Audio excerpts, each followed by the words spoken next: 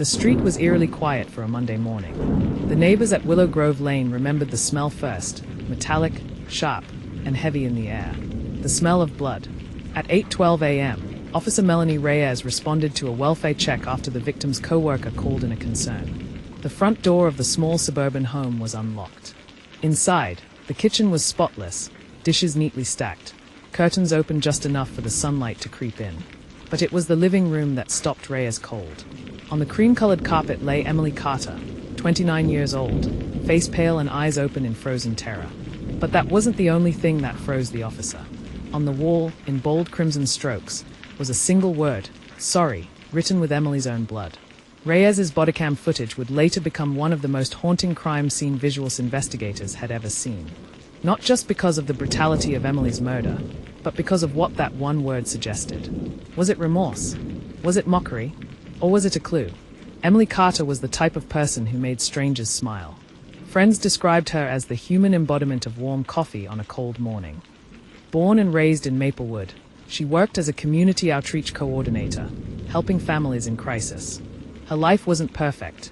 She had recently ended a turbulent 2-year relationship with a man named Ryan Blake, but she had been moving forward. Just a week before her death, she had signed a lease for a new apartment across town. Her family remembers the last time they saw her. She had hugged her younger sister tightly and said, "I'm ready for a fresh start." That fresh start would never come. And the man from her past? He was about to become the center of the investigation. The ex-boyfriend everyone suspected. Ryan Blake, 32, was charismatic on the surface, handsome, charming, funny at parties. But to those who knew him well, he was unpredictable and prone to sudden anger. Emily had broken up with him 3 months before her murder after what friends described as a terrifying night.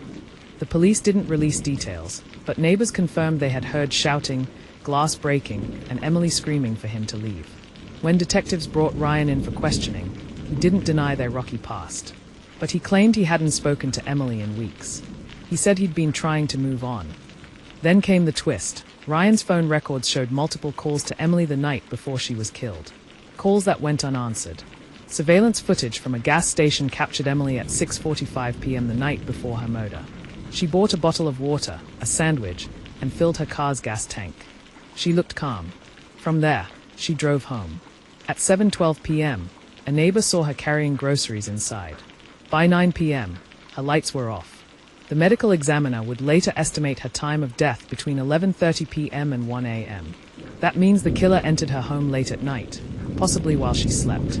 There were no signs of forced entry, which suggested one thing: Emily either knew her killer or willingly let them in. The word "sorry" in blood became the most talked about element of the case. Experts debated its meaning. Criminal psychologist Dr. Lena Hartman told the press, "Writing in a victim's blood can be an act of power or control, but using the word sorry could indicate guilt or a twisted attempt at manipulation." The handwriting was rushed but legible. Forensic tests confirmed it matched Emily's blood type. The letters were smeared, suggesting the killer's hands were shaking. Detectives sent samples to the lab, hoping the killer had left behind fingerprints. What they found was even stranger. The partial print they lifted from the blood didn't match Ryan Blake, or anyone in the national database. Ryan Blake's initial alibi was that he'd been home alone, watching Netflix, and then fell asleep. But when detectives subpoenaed his internet records, they saw no streaming activity during the hours he claimed. When confronted, Ryan stumbled, then changed his story. He said he'd gone for a late-night drive to clear his head. That vague explanation only deepened suspicion. Still, there was no physical evidence linking him to the scene.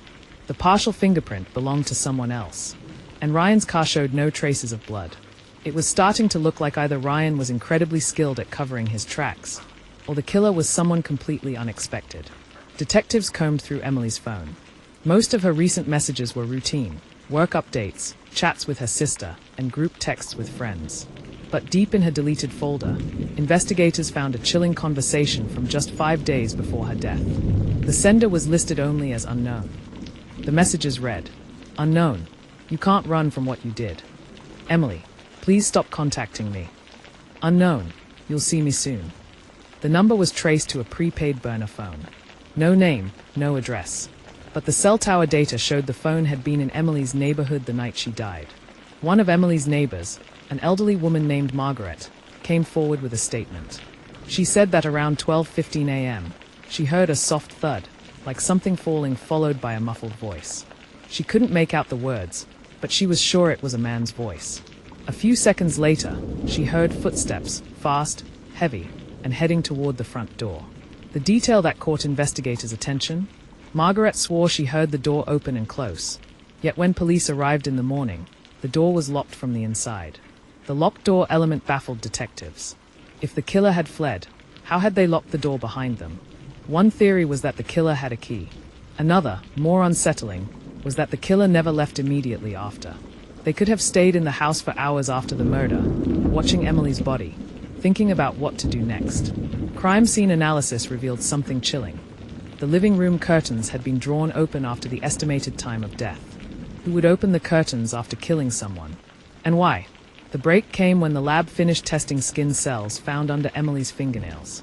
The DNA was male, and it didn't belong to Ryan Blake. It belonged to Daniel Cross, a 35-year-old man with a single misdemeanor on his record for trespassing 5 years earlier. The question was, how did Emily know him? And why would he kill her and write sorry in her blood? Detectives prepared to bring Daniel in for questioning.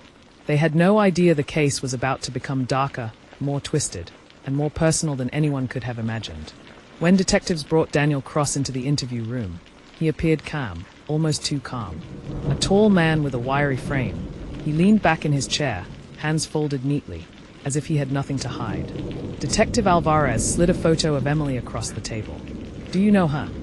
Daniel glanced at the picture, then nodded slowly. "Yes," he said. "We met once. At a support group." That answer caught the room off guard. Emily's family had never mentioned her attending a support group. When detectives pressed, Daniel explained that both he and Emily had attended a grief counseling session for people who had lost loved ones to violence. "She told me about her ex," Daniel said. "How he hurt her. How she felt trapped. I thought I could help her." But his definition of help was about to take a disturbing turn. Investigators dug deeper into Daniel's past. While he had no violent felony convictions, there were troubling patterns, restraining orders from 2 women, allegations of stalking, and online harassment reports that were never prosecuted. Witnesses from the support group said Daniel had fixated on Emily almost immediately.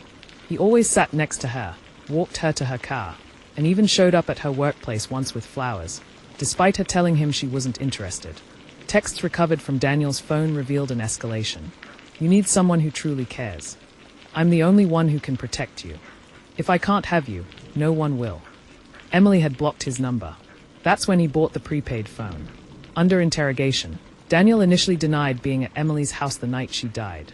But cell tower data told a different story. His phone had pinged within 200 feet of her home at 12:08 a.m. Confronted with the evidence, Daniel's composure cracked. He admitted he'd gone to talk to her, insisting he just wanted closure. "She let me in," he claimed. "We talked, and then things got heated. I didn't mean to hurt her. It just happened so fast." But when asked about the word sorry on the wall, Daniel's expression darkened. "I wrote it because I wanted her to know I didn't mean it." Forensic psychologists would later note, writing in blood after a killing isn't about remorse. It's about control. By piecing together surveillance footage, phone records, and forensic evidence, detectives built the following timeline. 11:50 p.m., Daniel leaves his apartment, wearing dark clothing. 12:08 a.m., his phone pings near Emily's home. 12:15 a.m., neighbor Margaret hears a thud and muffled voice. 12:17 a.m., Emily sustains defensive wounds to her arms and hands. 12:19 a.m., fatal blow to Emily's head. 12:25 a.m., word sorry is smeared on the wall. 12:30 a.m. to 3 a.m., unknown activity inside the house. Those missing 2.5 hours after the murder would soon become the most haunting part of the case. What Daniel did in those hours remains partially unclear. But luminol testing revealed bloody footprints throughout the house, indicating he moved from room to room after Emily's death. One chilling discovery, a half-drunk cup of coffee on the kitchen counter, still containing his DNA. He'd sat there, calmly drinking, while Emily lay lifeless just feet away. In his second interview, Daniel admitted he had thought about calling 911. But instead, he sat in her home, staring at her body, trying to figure out what to do. When detectives asked why he finally left, Daniel said, "The sun was coming up. I didn't want anyone to see me. The trial began 9 months later. Prosecutors painted Daniel as a calculating predator who preyed on a vulnerable woman, killed her in a fit of rage, and staged a false message of remorse. The defense argued that Daniel was mentally unstable, suffering from obsessive delusions, and that the killing was not premeditated. They tried to portray the blood-written sorry as proof of guilt and panic, not cold calculation. Emily's sister took the stand, breaking down as she described the night she found out. He took her from us, and then he had the audacity to pretend he cared. Jurors watched the bodycam footage, saw the smeared word on the wall, and listened to Daniel's inconsistent statements. After just 6 hours of deliberation, the jury returned with their decision, guilty of first-degree murder. When the verdict was read, Daniel showed no emotion. But as deputies led him away, he turned toward Emily's family and mouthed the words, "I'm sorry." The judge sentenced him to life in prison without the possibility of parole. The courtroom was silent, no cheers, no applause. Just a heavy, shared grief. Emily's mother later said, "Sorry means nothing when you've stolen a life." For Emily's loved ones, justice in court didn't erase the pain. Her home was sold, her belongings packed away, but the memory of that living room wall remained burned into their minds. Her sister started a non-profit for victims of stalking, naming it Sunshine Haven in Emily's honor. They pushed for legislation requiring mandatory mental health evaluations for repeat harassment offenders. The case became a cautionary tale across the state, proof that obsessive behavior should never be ignored. Despite the conviction, some questions still haunt investigators. Why did Emily let Daniel in that night? What exactly happened in those missing hours before he left? Was sorry a genuine moment of guilt, or the final act of control from a manipulator? Some detectives believe Daniel wanted the message to outlive him, knowing it would be burned into the crime scene photos forever. Others think he wanted to manipulate Emily's family into thinking he regretted it. Either way, it worked. People are still talking about it. On the 1-year anniversary of Emily's death, her family and friends gathered at the park where she used to volunteer. They lit candles, shared memories, and read her favorite poem. One of the detectives who worked the case attended.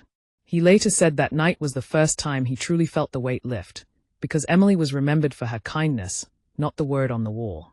In his closing remarks, he said, "Daniel Cross tried to make the last word his. But today, the last word belongs to Emily, and it's not sorry. It's love." If you or someone you know is experiencing stalking, harassment, or threats, don't wait. Contact local authorities or reach out to victim support services immediately. Early action can save a life. Share this story to spread awareness and keep Emily's light alive.